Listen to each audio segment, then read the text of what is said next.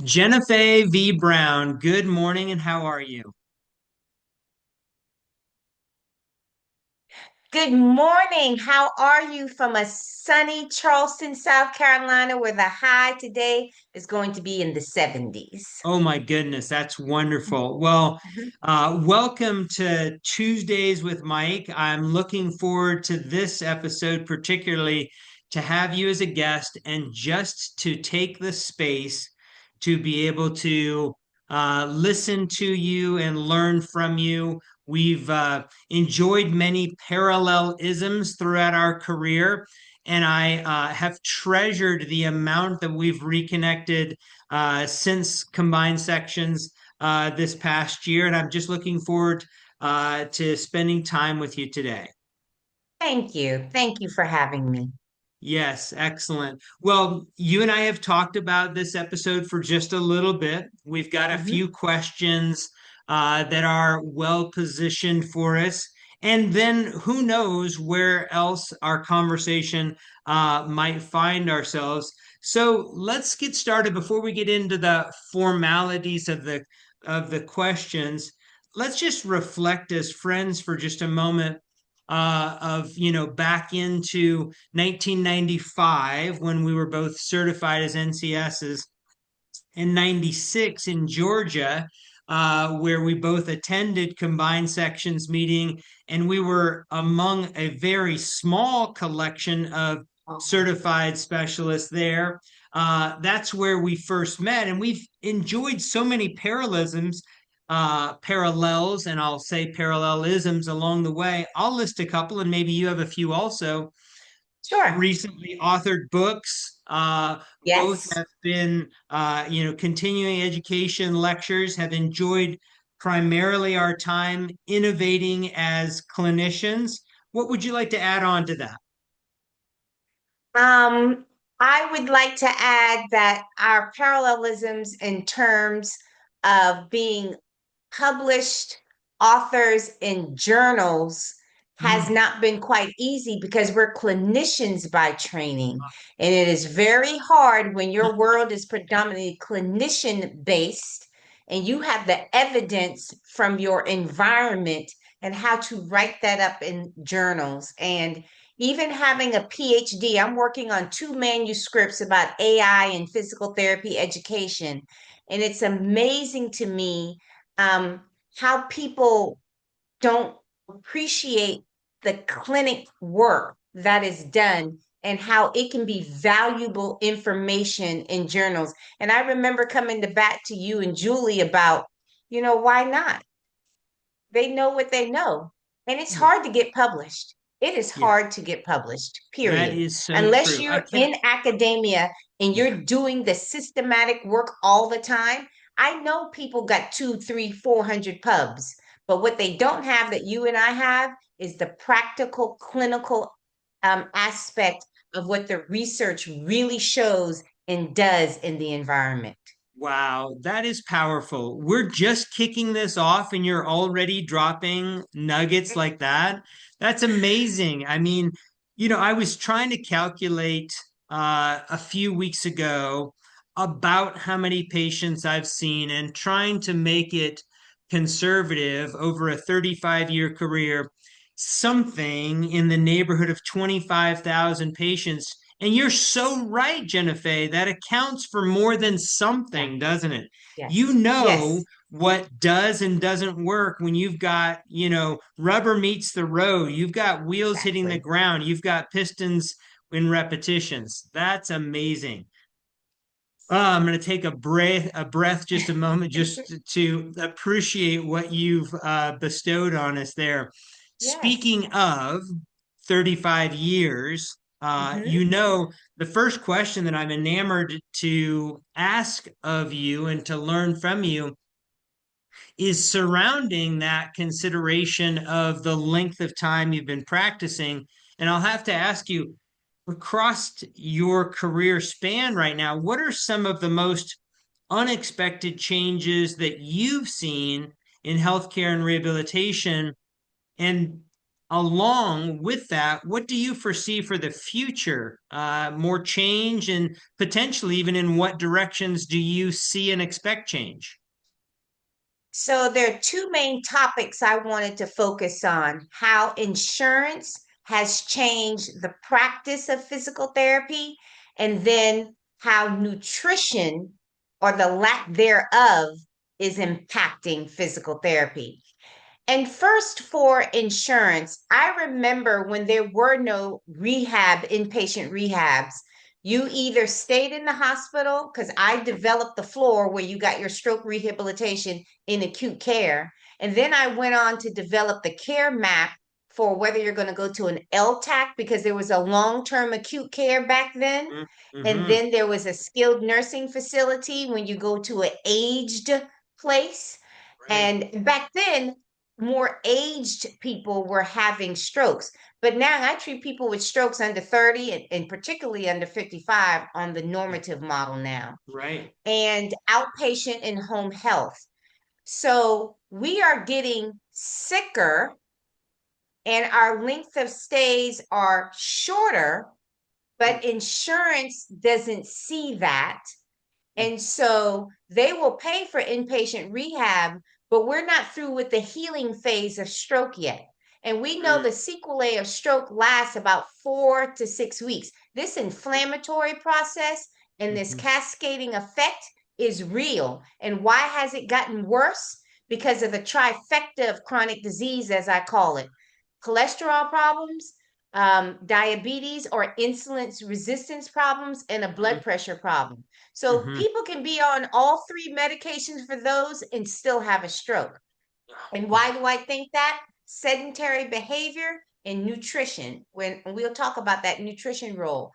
But we as physical therapists are not documenting the evidence to give to insurers why services are needed and what we're doing is working. I had a Mm, paper published in April or May of this year about there's no formal outcome measures for ankle foot orthosis to send to the insurance company to say, this is why you need to pay for this. And over time, as we do therapy, you need to pay for the modifications or a new AFO. When the AMP Pro and the AMP No Pro came out, mhm. insurance companies were receiving that information. Every prosthesis was getting reimbursed.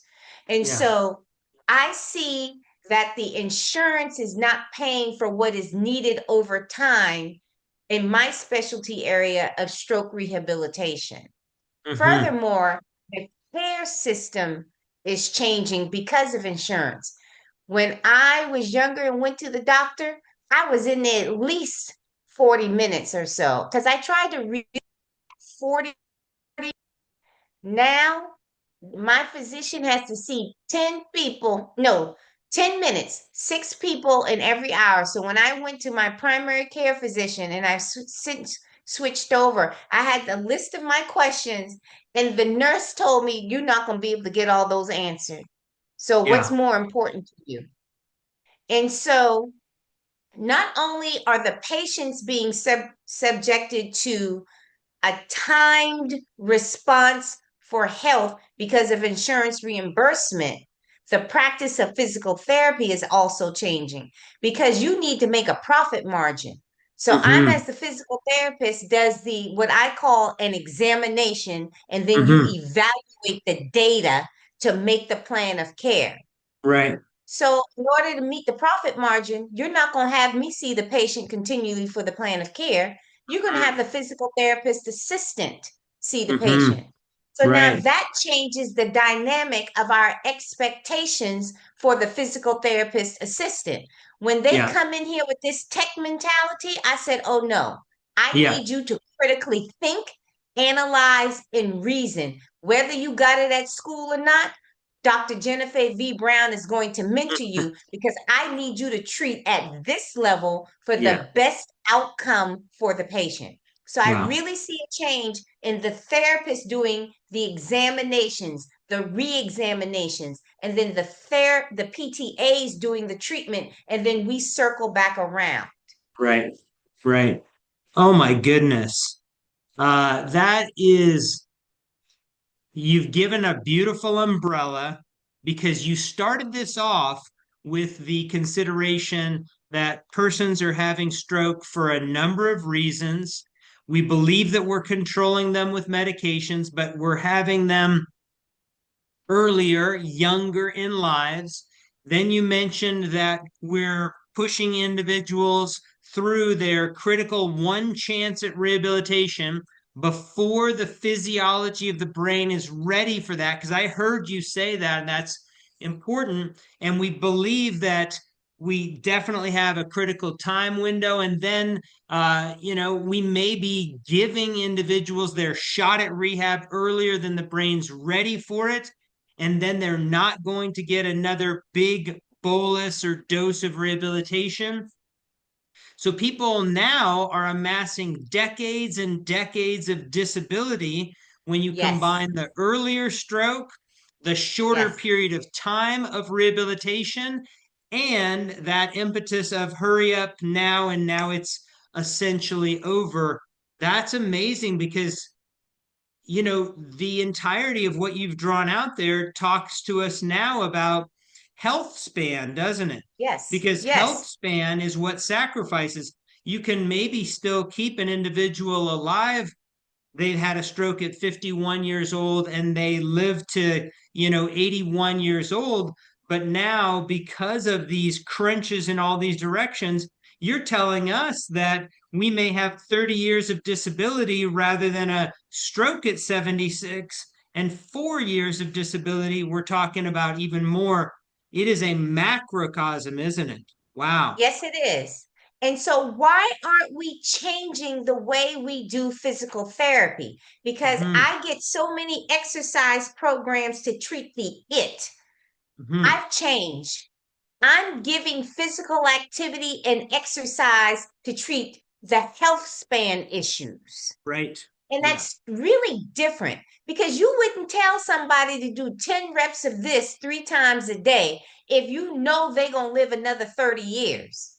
Right. You need to integrate exercise and physical activity in daily habits to Right. improve the health outcome for the 30 years. Yeah. Because if insurance is only going to pay a window for a 365 calendar period, you're only going to give them the exercise that works during the 4 to 6 weeks that you're there. No, Hmm. I need the activities done so that the person says, I've achieved what Dr. Brown said I'm supposed to do. She said, now, if I can do this, I need to move on and do this. Well, I'm not going to set up another appointment for her to do the next thing. I have it here, and I'm confident enough to do it because we follow the things that you discuss in your book, like the ABCs and what we're supposed to do. Sometimes I think we're missing out on the opportunity to provide better health outcomes by looking outward and Yeah. not inward for the goals to be achieved by the end of the 6 week period. I think, what are the goals to be achieved for the lifetime or for the health span time? That's what, and that's whether you're 30 years old or 80 years old. I tell everybody they need a tune up, but you don't Hmm. need to come to me for the tune up, especially if your money runs out. I've equipped you to do your own self tune up. My daddy equipped me and showed me the 8 point checks that I'm supposed to do with my car before I go on a trip. I know how to check my tires, the main fluids. I got the stuff for my battery and everything in the back seat. And this practical things. Always travel with a blanket in the wintertime. Always have your double D batteries in the car with the flashlight. And guess what? He taught me that when I was like 14 or 15 or 16. I'm 59. I'm still practicing. So, what Yeah. if we did that for our patients in terms of rehabilitation? It would Hmm. work. And you know why because of this insurance, this is why you see a shift in physical therapy practice as related to insurance. It's called cash based practice. We're Right. burnt Right. out on not getting reimbursed from insurance companies. And so when you start to do cash-based practices, you leave out a group of people. There you And a go. lot you leave out a group of people. And I've been practicing 35 years, long time.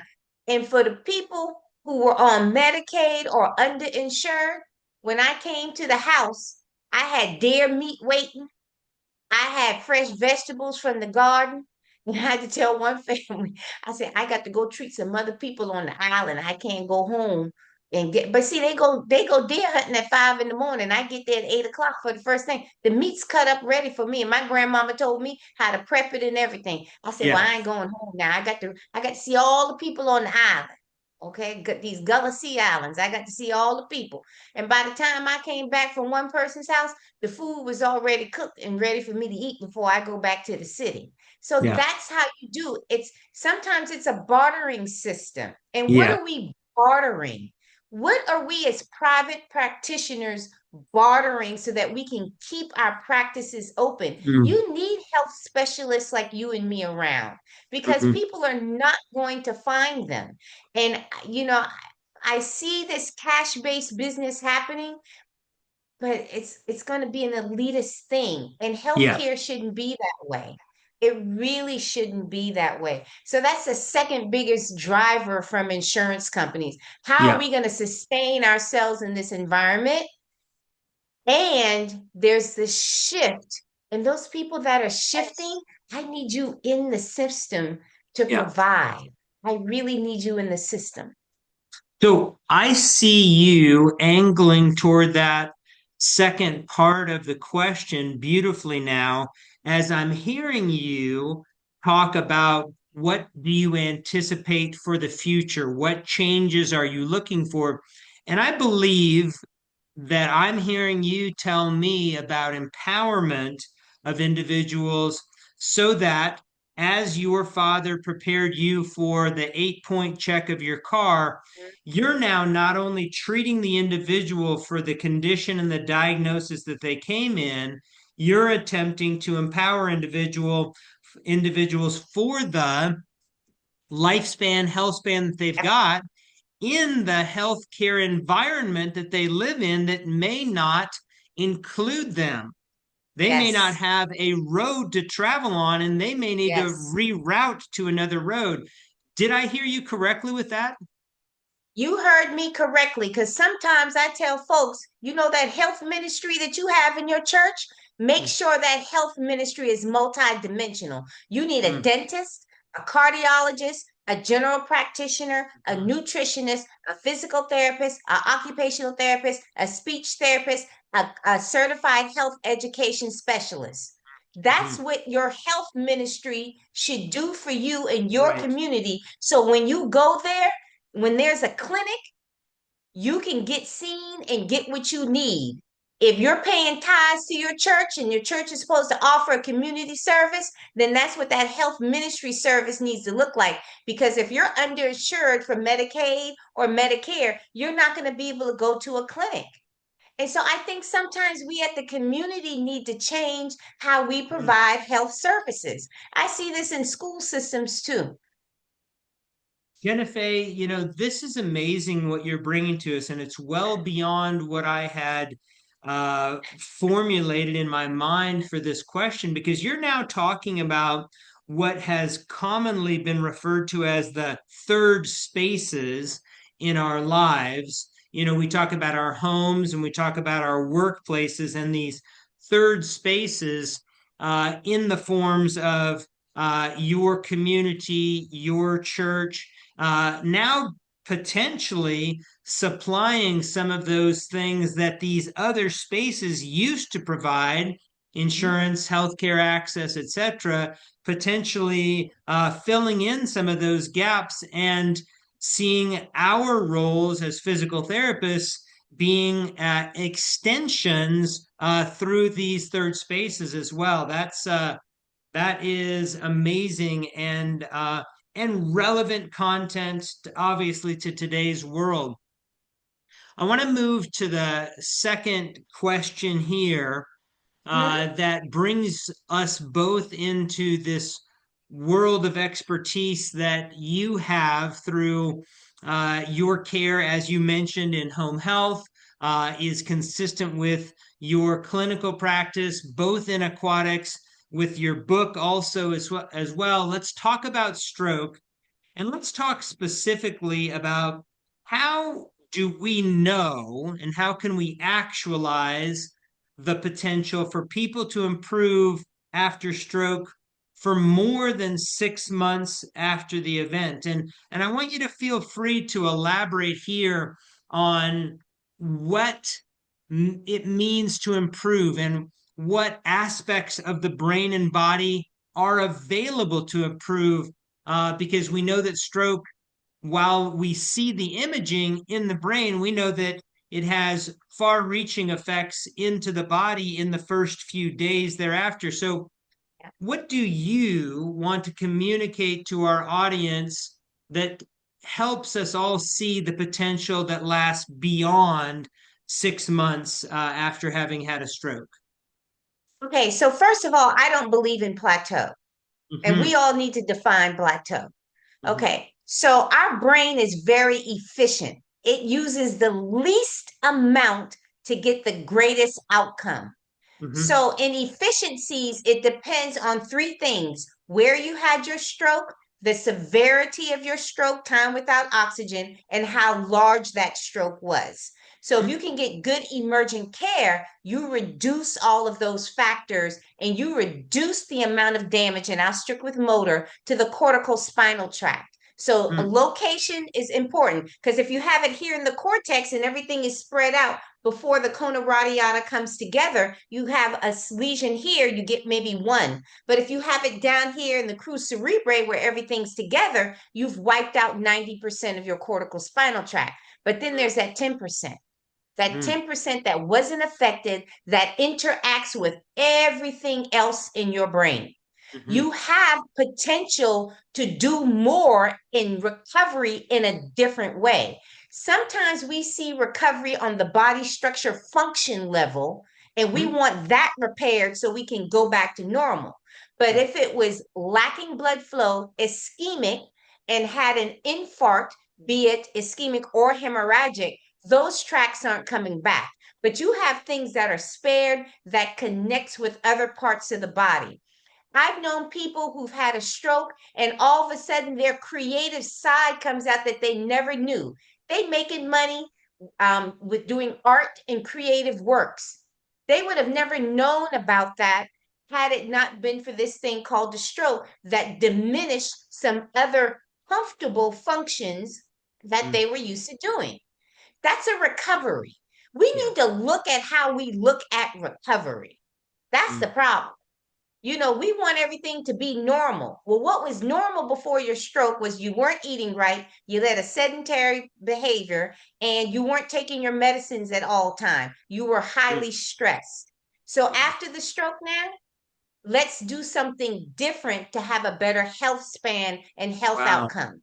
So, how do you do that? You either need to do high intensity interval training or high intensity functional training. And I tell people, you can't wake up that 10% of the brain that wasn't affected unless you're working at a higher heart rate that sends things out into your blood systems to heal your body and heal your brain. I've been telling some sister folks that I'm treating at the senior center, if it's good for your heart, it's good for your brain health.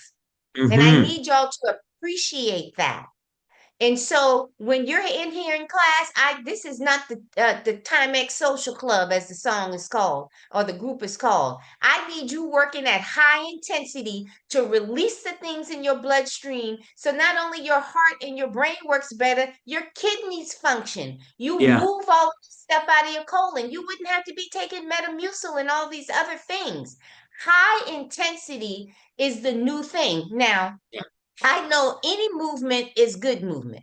I Hmm. got some folks in there walking slow on the cane. I treated somebody yesterday. We did about 10 minutes worth of work. All of a sudden, we playing musical chairs. She leaves the cane and had the nerve to move the chair over because she couldn't get through the room between the couch and the chair. And I meant to put it that way because I need her to sidestep through. But she problem solved a different way. Wow. Her walking speed increased. And I just told her to walk to the door and back.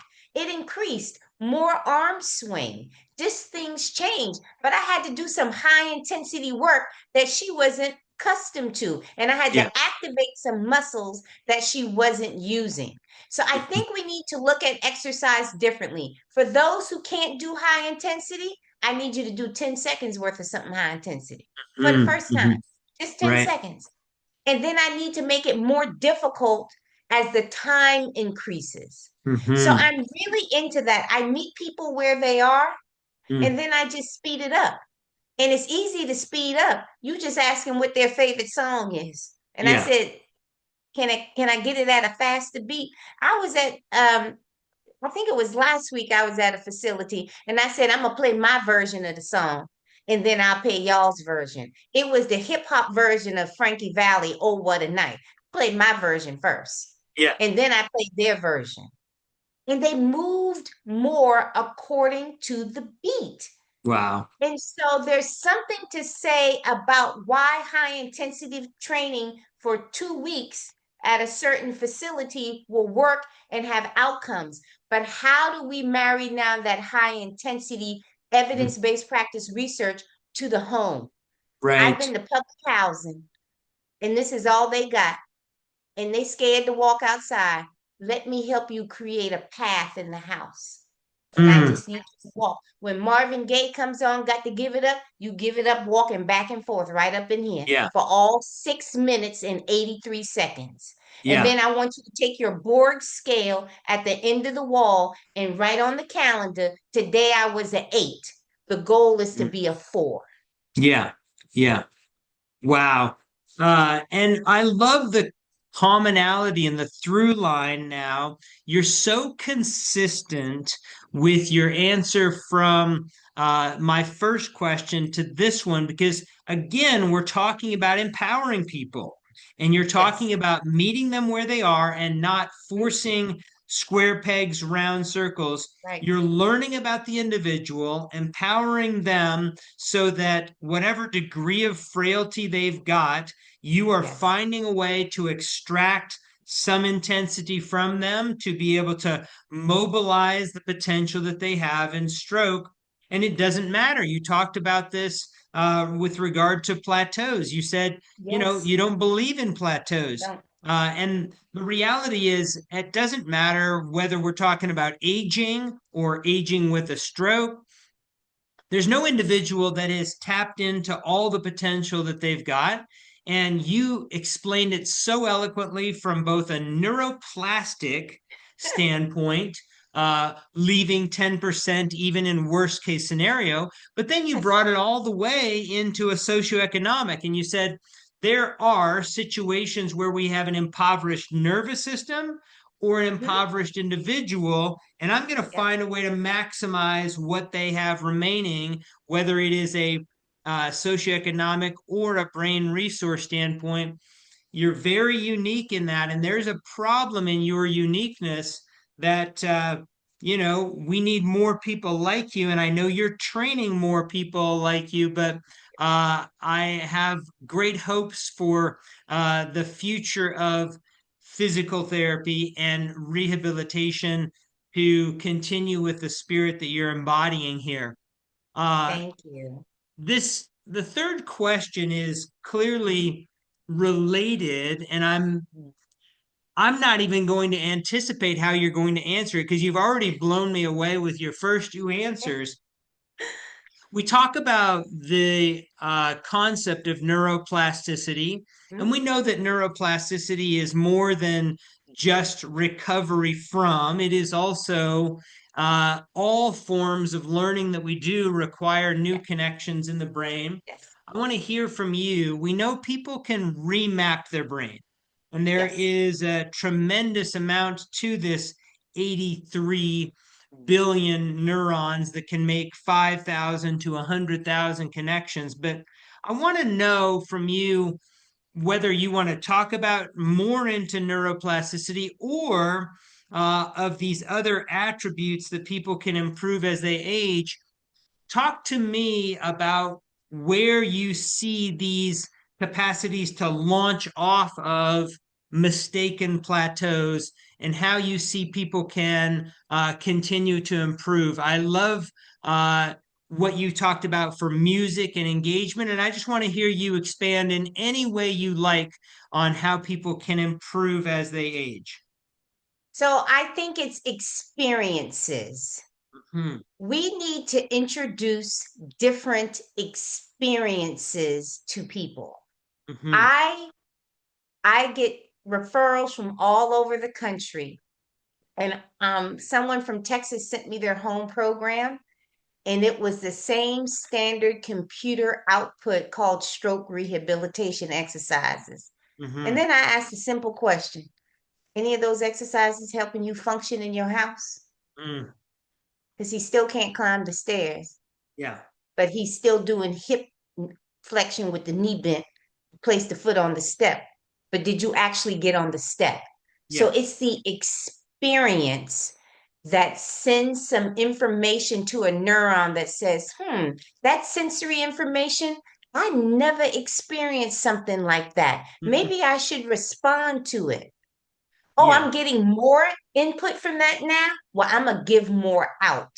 Now, I know I got some damaged neurons over here. I need to bypass them with the astrocyte or something, or Hmm. oligodendrocyte, so I can get the outcome that I want. It may not be pretty, but it may be functional because you had a thought in your frontal Hmm. lobe that you Hmm. wanted to do something and you put some emotion behind it in your limbic system. So, since you gave me all of that added information, make sure you can do the thing, and I'm going to remap your brain. Wow. But we're not giving the experiences, and we're not giving the experiences relevant to the person based on their social determinants of health. So, what I do with a mom who's a stay at home, wealthy, wealth person who's had a major hemorrhagic stroke, her treatment is very different from the senior who wants to pick the golly greens out of her farm and be able to walk with the basket and put the greens at the foot of the road so she can make some sales today to pay her blue glass fame and get her gas tank filled for the winter. I have to Wow. treat them very different. So they Hmm. shouldn't have the same exercise program. And when I'm the evaluating therapist and I go behind other therapists in the PTAs, two different people should not have the same exact exercise program in the chart. We're not giving them the right experiences. So, how can remapping occur if we don't give them the right experiences? Yeah. I That's think that's the amazing. issue. It's Yeah. the experiences. We need to look at people as who they are, meet them where they are, and give them the experiences. When I had a person who was a pastry chef, all her therapy was done at the kitchen counter with all this pastry stuff and gadgets. Yes, I was doing standing weight bearing exercises because there was a step stool. And then when I had a pianist and another musician. All the therapy exercises was done at the piano. There was no laying down on the bed and none. I got Mm. all of it. I put the TheraBand to the foot of the grand piano, and whilst he was playing, he was A/B ducting one Yeah. leg. I brought it all together as an experience for remapping because the Mm. brain already knew music. The brain already knew bakery. The brain already knew that I'm a farmer. The brain already knew that I'm a stay at home, wealthy mom and I manage the household. So why not feed into that if the brain Yeah. already knows that? So my thing about this remapping is experiences. Don't Hmm. come bringing yourself to the table, you the expert and you know. I'm thinking you the expert in your lived experiences, your lived life. You the expert. Show me what you do. Okay, I'm gonna Yeah. create a program that has isometric, concentric, and eccentric exercises to fire up the muscle so that you can achieve what you want to do. I Yeah. remember being on the rehab unit. I said, well, these new moms having all these strokes and they need ankle foot orthosis, and all they want to do is hold their mama, hold their babies, be a mom, hold their babies, and push them in a stroller. Why are we making them lift weights? Get the baby, put the weight inside the baby, and get one black, white, and Asian colored, and get a stroller in here. They don't need to be pushing a rolling walker. Get the Yeah. stroller. I know how to weight the stroller. I can change the arms. I can do all of that. So Mm. now let's get the stroller. So we Yeah. have to provide experiences for remapping of the brain.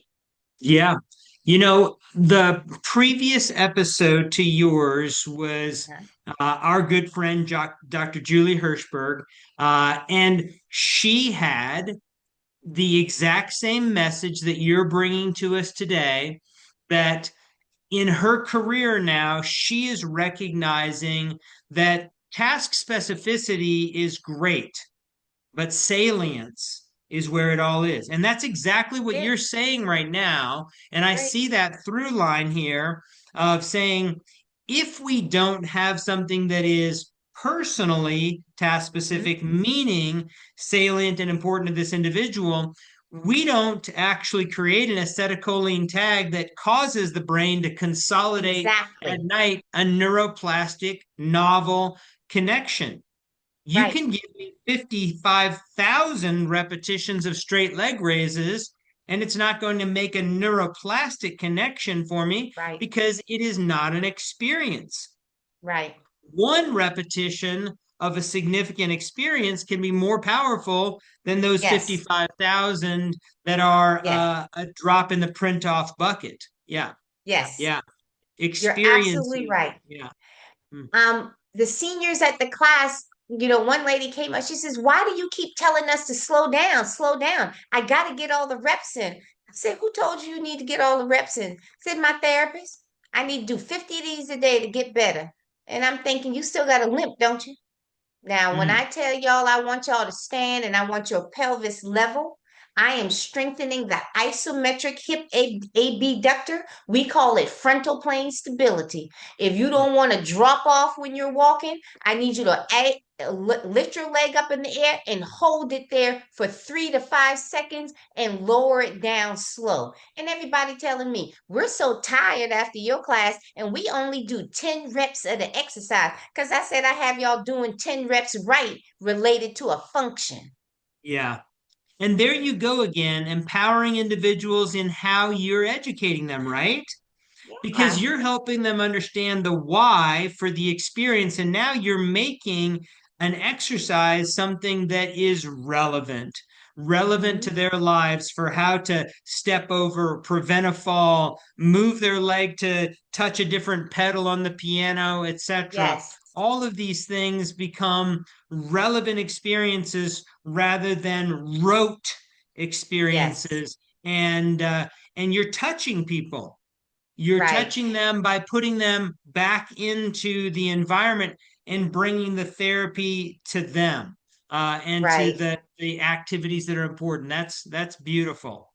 That reminds me of one of the questions that I asked for my research about ankle foot orthoses. I said, Mhm. "Do you feel like an object, like the AFO is an object, or do you feel you can use the AFO as an object to be a conduit to do Mm, the things that you want to do in life?"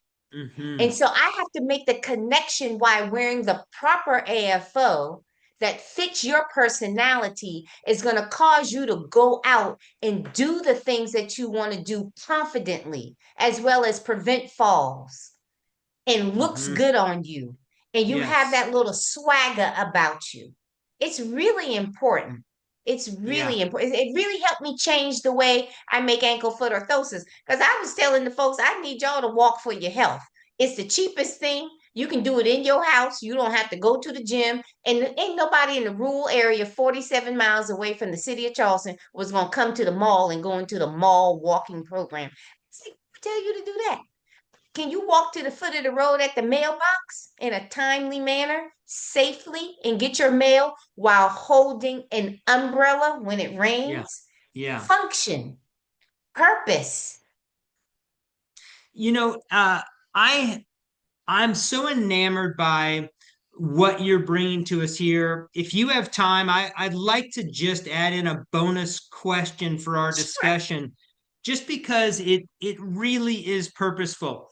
You are you are a unique advocate, Thank you. and your capacities to understand and pivot the perspective of how a brace can help an individual recapture their life. And there's not that many people in this sector talking about Why are you shaming yourself for using a cane as compared to just not walking? Why are you shaming yourself for using a brace as compared to not living, doing, playing? And I love the fact that you are a unique advocate for just what you just said a few minutes ago, using the device as a Yes. tool to elevate Mm-hmm. your game, Yeah. right? Yes. And so we have athletes that can wear braces so they don't foul a pitch off of themselves, that can Mm-hmm. wear shoes that have different levels of support or Yep. responsiveness as they're running marathons. Why can't we have individuals that are looking to assimilate their lives again, have a tool that can leverage them? So, talk to us more with a final bonus question here. Talk to us about the role and purpose and perspectives of using an ankle foot orthosis to elevate your game in recovery from stroke. Talk to us about that if you would. So I think the key difference when you said about the athlete wearing the brace or something like that, the athlete doesn't have a health condition and they're not Right. known as the health condition. Yeah. So the first thing I stopped doing, stroke survivor, I heard stroke first. I didn't hear a person with a Hmm. name, with Yes. a cultural attitude of life. So Hmm. I say the individual with stroke. Yes. Because when we start treating each person individually, then all that data adds up and we can apply it to the masses. And that's Yeah. how I did with my ankle foot orthosis. First of Hmm. all, I started measuring them different and doing the exam different. I need the Hmm. heel to be seated in the brace so that they can maximize heel strike, roll Hmm. over their foot to the midfoot, and then get a toe off, and get that hyperextension to get push off to Yeah. walk faster. So I had to start at the ankle. I started measuring the ankle range of motion, open chain and closed chain with the knee bent and the knee straight, laying Mhm. down, sitting, and standing. You know, any other therapist that does that.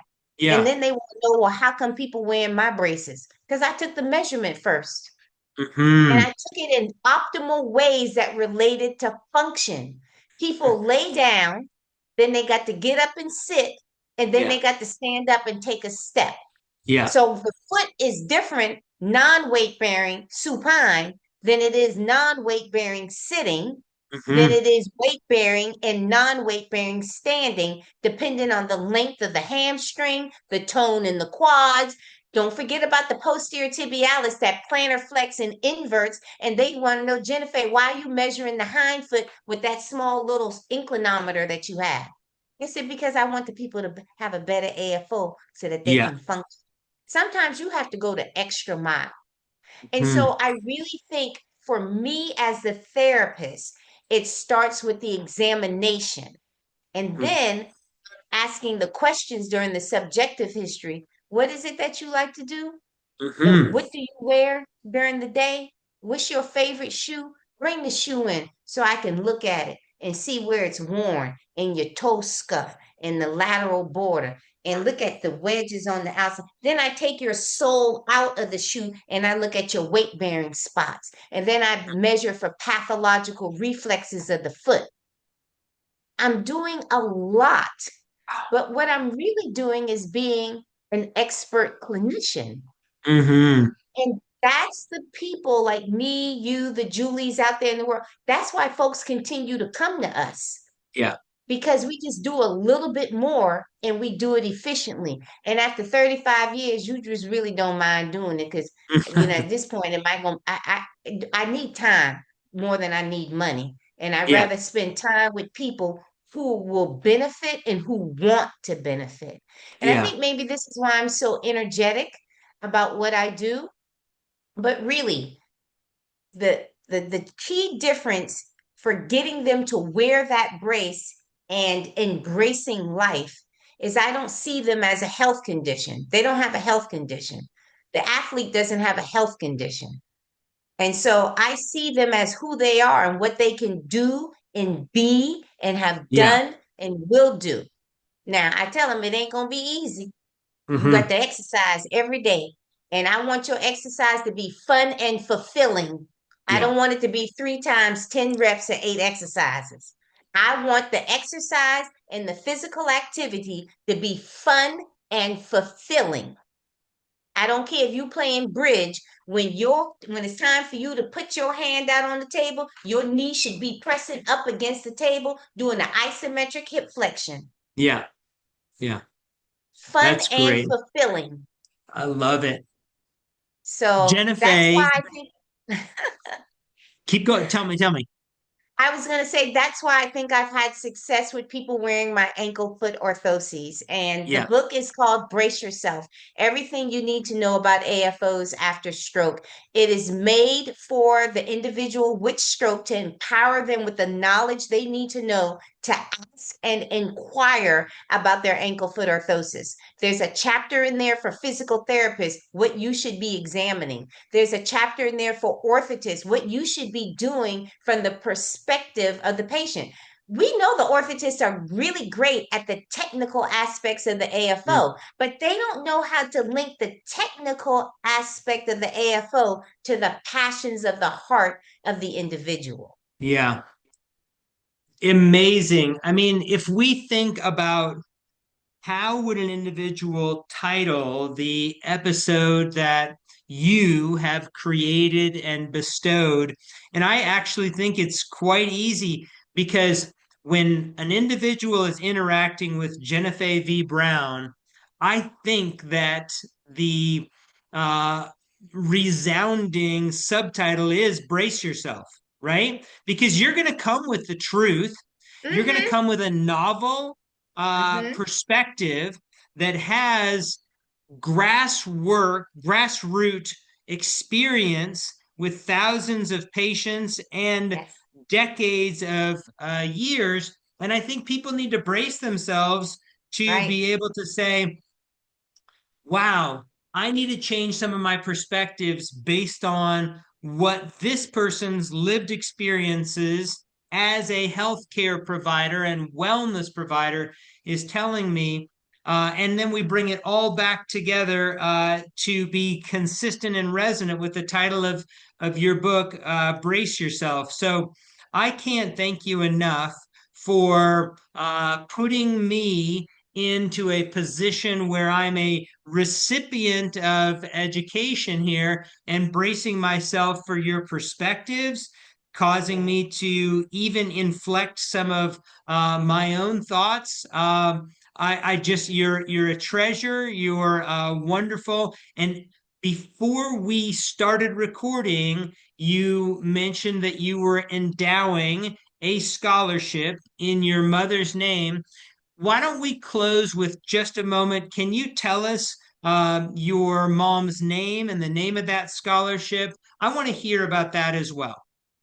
So currently, we're giving out small funding for the academic year, and I was able to pay for 2 nursing students to get their education in the year of 2025.